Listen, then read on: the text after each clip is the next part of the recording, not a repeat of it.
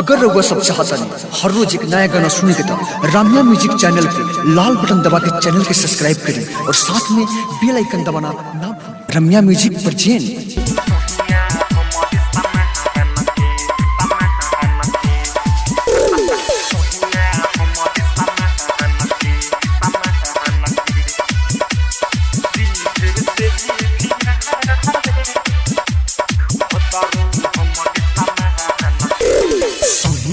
हमर समाहन के जीभे से जीभिया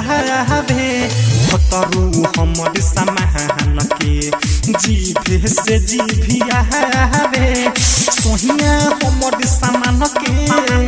जीभे से जीभिया भे भतरू हमर समाहन के जीभे से जीभिया भे आटे जीभे से जीभिया भे लागेला ओहल लाई रे दादा लागेला ओहल लाई सखी मन मोहन मोरा भावे सोहिया हमर समाहन के जीभे से जीभिया भे भतरू हमर समाहन के डीजे चिंटू डीजे चिंटू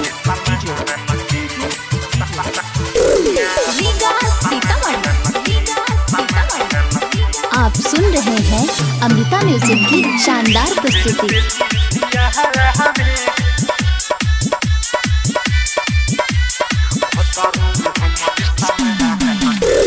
कोहरेला जब पुहला कोहे रख तू खुला ओही में पूरा रह सदा निकाले नया फॉर्मूला कोहरेला जब पुहला कोहे रख तू खुला ओही में पूरा रह सदा निकाले नया फॉर्मूला निकाले नया फॉर्मूला होबे पिया पिया करे दादा होबे पिया पिया कर जब के घरे आवे सोहिया हमर समाहन के जीभे से जीभिया भे भतरू हमर समाहन के डीजे चिंटू डीजे चिंटू आप सुन रहे हैं अमृता म्यूजिक की शानदार प्रस्तुति।